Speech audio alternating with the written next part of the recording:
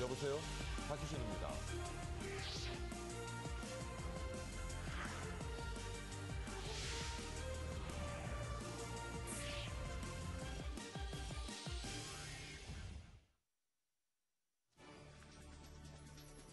머니24 헤드라인입니다.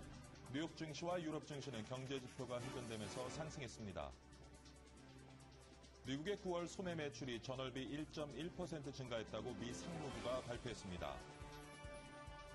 제프리 래커 리치몬드 연방준비은행 총재가 3차 양적 완화 조치는 인플레이션을 촉발할 것이기 때문에 경기 부양 효과는 크지 않을 것이라고 말했습니다. 올해 노벨 경제학 수상자로 미국 하버드 대학의 엘빈 로스 교수와 캘리포니아대 로이드 셰플리 교수가 선정됐습니다. 세계를 무대로 활동하는 한민족의 최대 비즈니스 축제인 제11차 세계 한상대회가 오늘부터 18일까지 서울 삼성동 코엑스에서 열립니다. 10월 들어 각종 소비재 상품 가격이 원가와 환율 상승 등을 이유로 계속 인상되고 있습니다. 먹거리는 약 10%의 오름세를 보이고 있고 화장품 가격은 5% 이상 올랐습니다.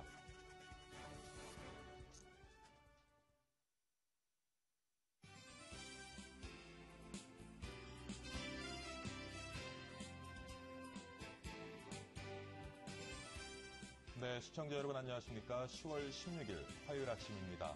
박희준의 여보세요, 박희준입니다. 어느새 10월이 절반을 지나고 있습니다. 벌써 이렇게 시간이 지났나 하고 놀라게 되는 시점, 바로 이 무렵이 아닌가 싶습니다. 10월에 계획했던 것들 잘 진행되고 있는지 한 번쯤 중간 점검해보는 그런 날 되시고요. 오늘도 저와 함께 활기찬으로 시작해 보시기 바랍니다. 자, 먼저 지난밤 글로벌 마감 시황부터 알아봐야겠죠. 박지은 외신캐스터가 준비하고 있습니다. 박지은 외신캐스터. 네, 시황센터입니다. 뉴욕 증시 경제 지표들이 예상외로 호조를 띠면서 장중 내내 빨간불을 켰습니다. 지난 9월의 소매 판매가 예상치를 상회했고 엠파이어 스테이트 제조업 지수도 전문가들의 예상치보다는 낮았지만 지난 9월보다 개선된 것으로 나왔습니다. 또 기업들이 내놓은 실적들도 예상보다 양호하게 나오면서 투심을 자극한 것으로 보입니다. 자세하게 살펴보겠습니다. 다우지수 0.72%, 95포인트 올라서 13,400선, 그리고 나스닥 0.66% 올라서 3,064를 기록했습니다. S&P 500 지수도 0.81% 상승세를 보이면서 1,440선에서 장을 마감짓는 모습입니다. 네, 다음으로 유럽 주요 증시 살펴보겠습니다. 미국의 호재는 유럽 증시가 오르는데도 기여를 했습니다. 미국에서 기업 인수 합병이 연이어 발표되고 소매 지표가 개선됐다는 소식에 유럽 주요 증시들 일제히 상승하는 모습이었습니다. 자세히 보시겠습니다. 영국 FTSE 지수 소폭 오르면서 5,800선을 보였고요. 독일 닥스 지수 강세를 보이면서 7,261을 나타냈습니다. 마지막으로 프랑스 까크 지수 1% 가까이 오르면서 3,420을 기록했습니다. 네, 마지막으로 어제 마감한 아시아 지역 주요 증시입니다. 아시아 지역은 혼조세로 마감을 했는데요. 중국이 소폭의 하락세로 마감됐습니다. 기업들의 실적에 대한 우려, 그리고 2009년 이후 가장 크게 떨어진 생산자 물가 때문에 지수가 내려간 것으로 보입니다. 생산자 물가 지수가 낮아지면 물가가 안정된다는 것을 뜻하기도 하지만 한편으로는 기업과 공장 도매 시장에서 공급 압력은 높고 수요가 점점 줄어들어서 경기 둔화에 대한 우려가 커진다는 것을 의미합니다. 아시아 주요 증시 자세히 보시겠습니다. 일본 니케이 지수 0.5% 오르면서 강세를 보였습니다. 8,577을 기록했고요. 중국 상해 종합 지수는 반면에 약세를 보이면서 2,098을 기록했습니다. 마지막으로 홍콩 항생 지수는 강보합권에서 21,100선에서 마감지었습니다. 지금까지 시황센터에서 전해드렸습니다. 네, 박지은 외신캐스터와 글로벌 마감 시황 살펴봤고요. 관련되는 자세한 내용을 머니국의 최현진 기자 전화 연결해서 분석해 보도록 하겠습니다. 최현진 기자. 네, 머니국 최현진입니다. 오늘 뉴욕 증시가 일제히 상승했습니다. 경제지표 호조에 이어 예상을 웃도는 기업의 실적 개선세가 투자 심리에 영향을 미친 것으로 풀이됩니다. 미국의 지난 9월 소매 판매가 1.1% 상승해 예상치인 0.8%보다 상회했습니다. 지난 8월 지수 역시 지난 2010년 10월 이후 최고 수준인 1.2%로 수정됐습니다. 반면 미국의 10월 제조업 지수는 전문가들의 예상치인 마이너스 4보다는 낮은 마이너스 6.16을 기록했지만 지난 9월 마이너스 10.41보다 개선된 것이기 때문에 시장은 대체적으로 반색하는 모습이었습니다. 소매 판매는 전 분야에서 고르게 증가했습니다.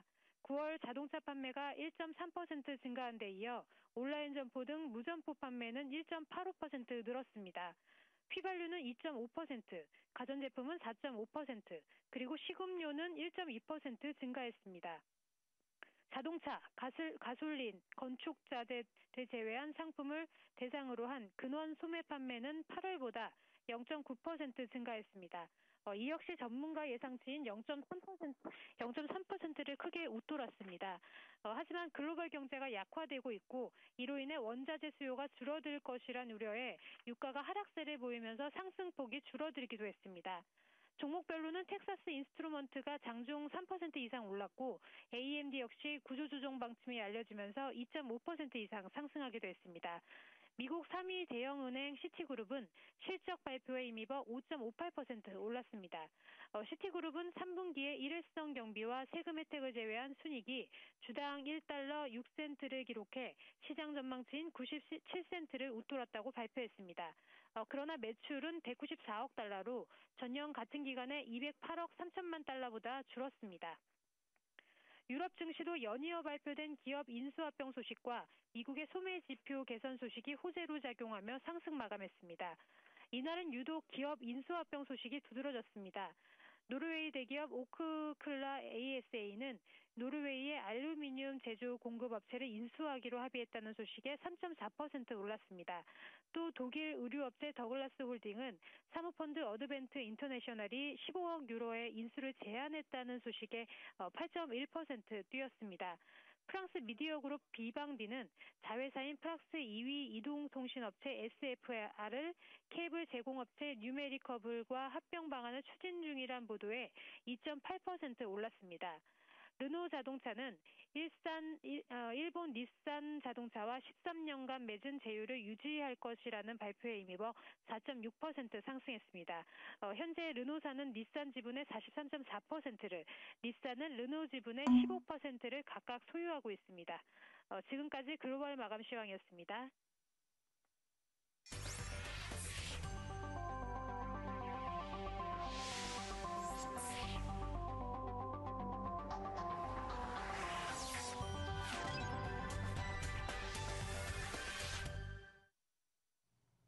네, 아침 신문과 함께 오늘의 경제 이슈 살펴보는 시간입니다. 오늘도 스튜디오에는 세계경영연구원 항병각 고문 나와 계십니다. 안녕하십니까, 고문님?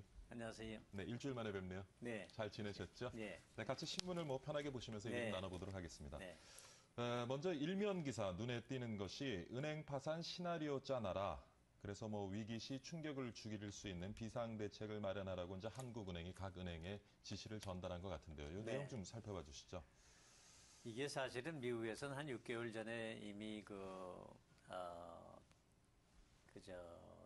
페더럴 리저브 연방은행에서 이제 대형은행한테 이제 요청을 한 거거든요. 예, 예. 근데 이게 은행이 이제 유언장을 쓰라는 얘기 아닙니까? 예. 그러니까 큰 은행이 사실 너무 크기 때문에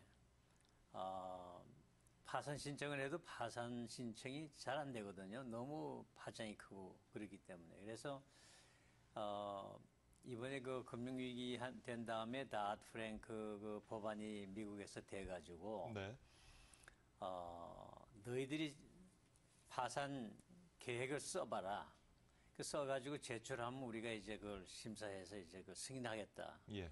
근데 연한이 내년 말까지예요. 예. 말까지니까 아직 시간이 있어서 제출한 은행도 있고 제출 못한 은행도 있는데 이제 한국은행도 그런 걸 제출하게 해가지고 이제 만일의 경우에 대비하려는 그런 생각이겠죠. 네. 네.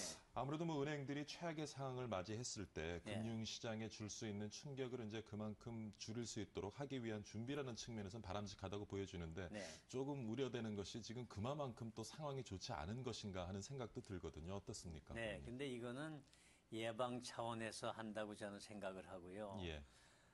너무 충격이 크지 않았습니까? 금융위기가. 그래서 이걸 함으로써 은행 자신도 예. 자성하는 기회가 많이 생길 겁니다. 말하자면은 파산해서 우리가 이제 이게 잘라서 팔아야 되는데 예. 그렇게 되면 은행의 그 약점도 자기네들이 심사할 테고 근데 이제 이렇게 되니까 은행 자체에서는 어떤 고민이 있는 거 아니 은행의 비밀을 또 다 나타내게 되거든요. 네. 그래서 아마 옥신각신이 있을 것 같습니다. 네. 지금 뭐 전문가들은 일부 나온 은행들 보니까 너무 비상적이다. 네. 그러면 뭐 효과를 기대할 수 없는 것이겠어요. 기대할 수 없다. 뭐 이게 눈 가리고 아웅식이 아니냐. 그런 이제 그 비판도 나오고 있는데 하여간 여러 가지 의미로 재밌는 그런 그 요청이 아닌가 생각을 합니다. 네. 네. 지금 뭐 가계 부채가 1,000조에 거의 이르고 있고요. 네. 그래서 일부에서는 지금 금융권의 부실화 네. 우려가 큰데요. 그 부분은 네. 어떻게 보시는지요? 그게 참 세계적으로 문제 아닙니까? 네. 지금 저 금융 위기 이전에 버블이 있었거든요. 지금 세계적으로 돈이 너무 많아요. 돈이 많고 그러니까 이제 그 은퇴 자금이 지금 전문기관에서 운영하는 은퇴 자금이 많지 않습니까? 예. 그래서 돈이 갈 데가 없으니까 이제 그 상당히 그런데 이 일방 이 이후에 저 경제 위기 이후에 부동산이 꺼지지 않았어요. 예. 그러니까 미국도 그렇고 한국도 그렇고 유럽도 그렇고 한 30%에서 40% 빠졌거든요. 그러니까 그 유동성을 이제 그 메꾸기 위해서 사람들이 빚을 이제 지는 거 아닙니까? 그리고 미국에도 깡통주택이 많거든요. 지금 뭐 수백만 채 깡통주택이 있는데. 그렇죠. 그러니까 이 부채를 어떻게 처리하냐. 은행이 다 안고 있거든요. 네. 유럽 크라이시스도 은행이 안고 있고. 사실 은행의 부실로부터 시작된 것이 또 유럽 네. 문제라고 네. 볼 수가 있겠고요. 네. 그래서 그렇게 본다면은 위기는 아직 사라지지 않았다고 봐야죠. 예. 예, 일단 위기는 지나갔지만은 장기적으로 해결책은 아직 해결은 안 됐다 하는 그런 에러가 있습니다. 아무래도 이제 글로벌 경제의 불확실성도 높고 또 국내의 그 1,000조에 이르는 가계부채가 예. 문제가 되고 있는 상황에서 은행들이 뭐 이런 사전 유언장이라는 것을 통해서 예. 자신의 문제점을 되돌아보면서 좀 그런 위기 상황에 대처할 수 있는 방법을 찾는다는 것은 그렇습니다. 분명 바람직해 보입니다. 네. 자, 그다음에 또 하나 그 눈에 띄는 기사가요. 네. 480개 회사가 내년에 CEO를 그러니까 이산화탄소죠. 네. CO2를 3% 줄여야 한다라는 기사가 있는데요. 이것도 조금 업계에 뭐 어떤 면에서는 좀 영향을 미칠 것 같은데 좀 짚어봐 주시죠. 업계에서는 영향을 미치는데 이거는 아무래도 좀 비용이 더 발생을 하겠죠. 그렇죠. 그러나 한국은 지금 많이 뒤떨어져 있거든요. 예. 이번에 어저께 그 노르웨이에서는 그 온실가스 배출에 대한 이 페널티 벌금을 2배로 올랐더군요. 그래서 그 숫자를 보니까 한 톤당 55파운드를 물게 돼 있거든요. 예. 이게 한국 수준으로 보면은 이게 뭐 여기 벌금 무는 게 얼마입니까? 뭐 미미한 숫자예요. 그 금액이. 이렇게 보면은 한국은 지금 시작 단계라고 생각을 하는데. 예.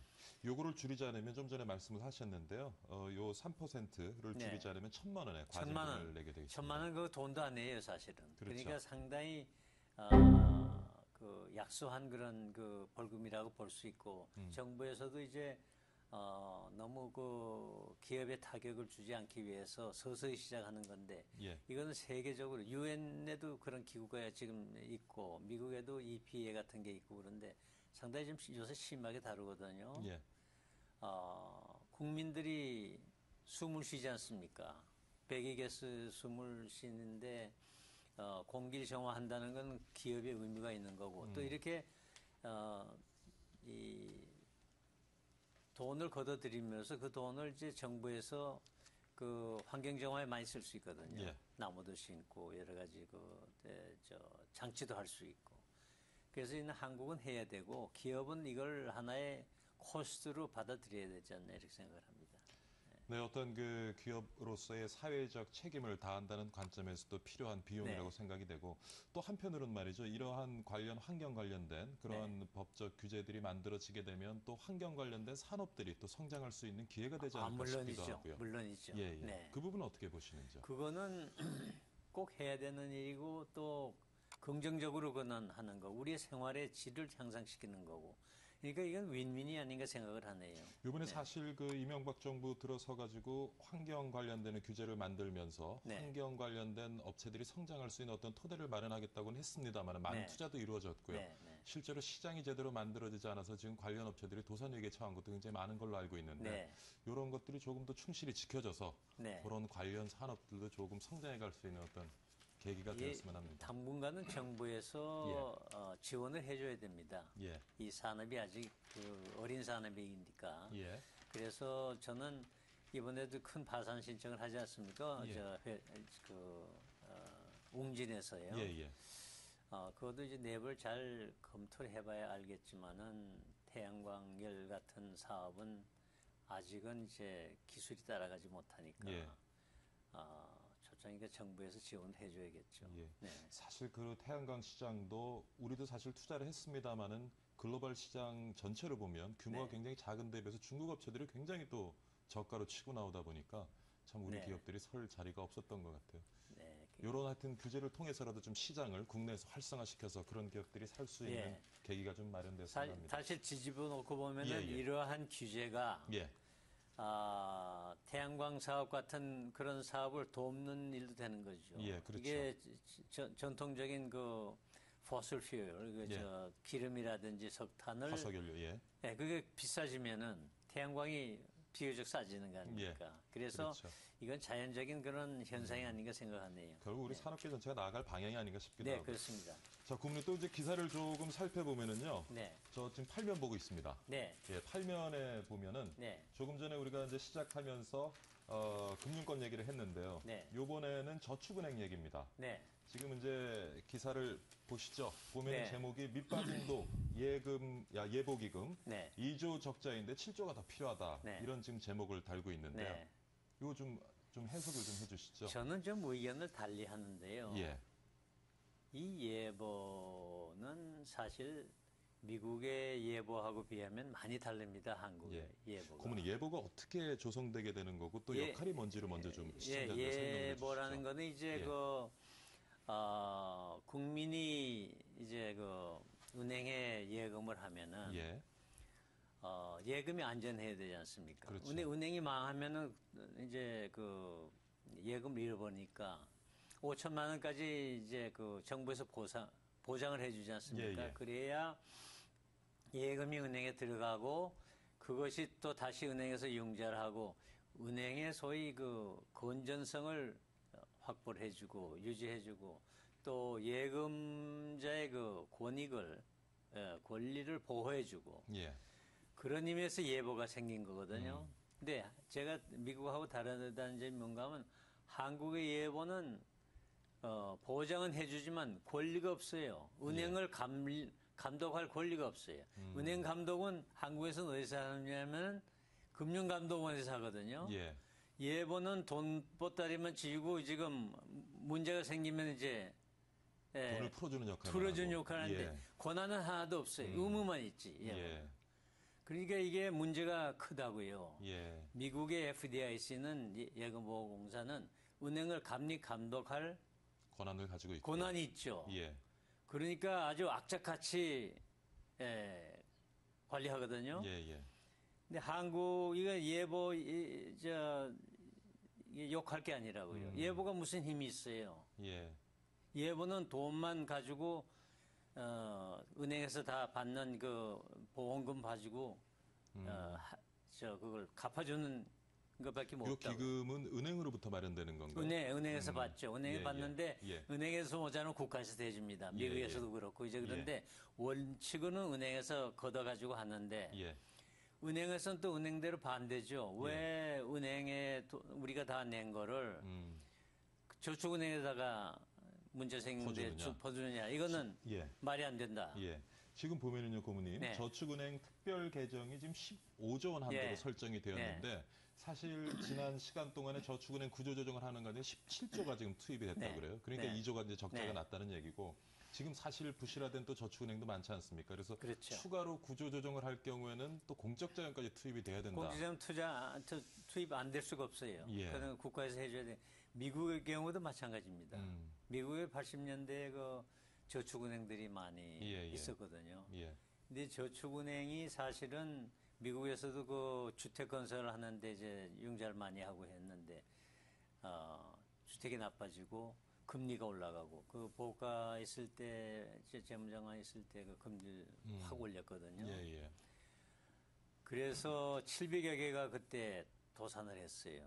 그러니까 그 FDIC 예보에서 돈이 없으니까 국가에서 그건 도와줬어요. 그러니까 예. 이것도 국가에서 도와줄 수밖에 없는데 한국은 구조적으로 이거 구조를 바꿀 필요가 있어요. 아까 이건 말씀하신 대로요? 예보 욕할 게 아니에요. 예. 네. 근데 지금 이제 뭐 요거는 이제 전체적인 우리 금융권의 얘기고 예. 또 투자자들 입장에서는요. 예. 사실 이 문제가 원활하게 지금 해결이 되지 않으면 아까 말씀하신 대로 5천만 원 미만의 그런 예금자들이 그 원금에 대해서 보장받지 못할까 하는 두려움도 또 생길 수 있을 것 같은데 그 그건 부분은 문제 걱정 안 해도 없죠. 될까요? 근데 이제 예. 5천만 불 이상 5천만 넣은 원? 사람이 이제 문제 아닙니까? 예, 예. 근데 또 한 가지만 말씀드릴까요? 예. 미국의 예보는 은행이 망하도록 두질 않습니다. 예. 은행이 망하기 전에 미리미리 원매자를 찾아가지고 사게 만들어요. 그러니까 손실을 상당히 최소한으로 막는데 예.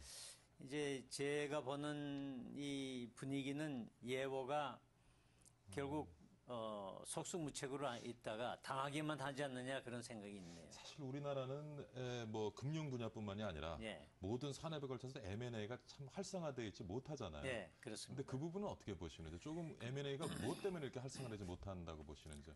아직도 기업의 그런 그 감정적인 요소가 많이 있죠.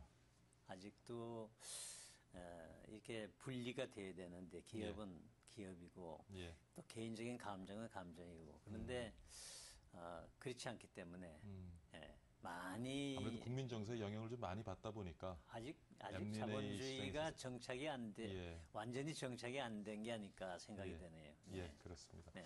자, 그러면요. 그다음에 이제 요건 잠깐 한번 들여다보겠습니다. 네. 다음 10년 제가 보고 있는데요. 네.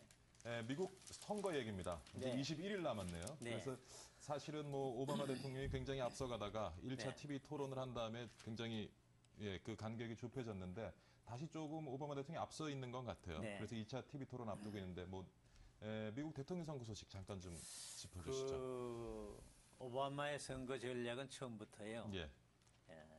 람니는 부자다. 부자들 대변한다. 예. 그 람니가 이제 그 자기네 그 선거 이 기부자들하고 모인 자리에서 47%는 어차피 민주당이다. 예. 그 사람들은 정부 덕으로 먹고 사는 사람들이다.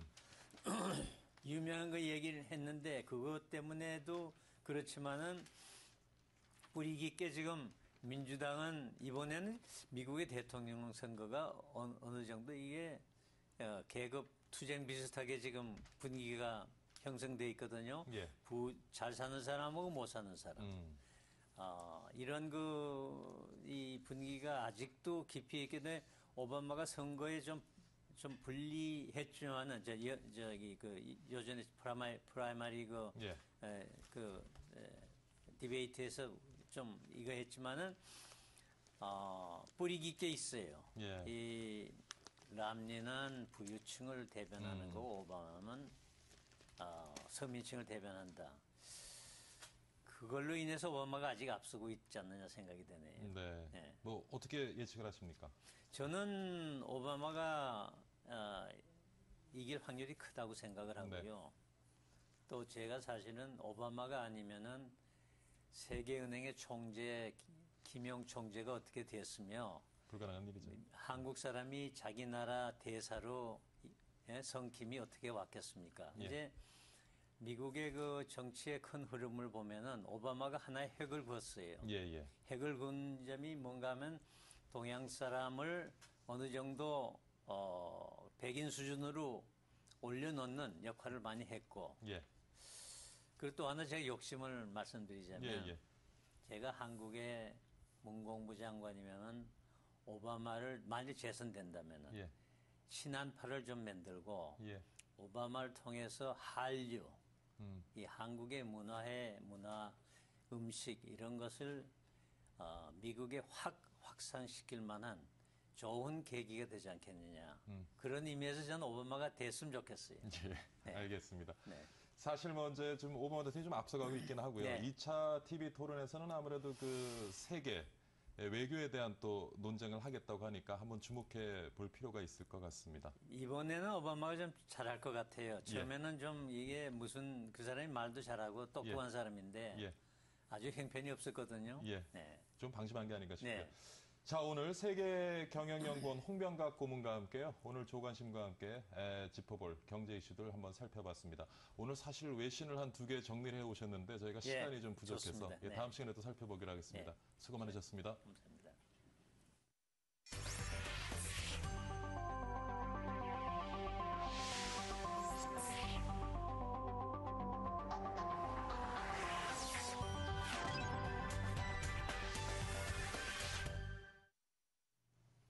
네, 박희준의 여보세요 1부 마치도록 하겠습니다. 잠시 2부에서 알아볼 내용 잠깐 예고해드리겠습니다.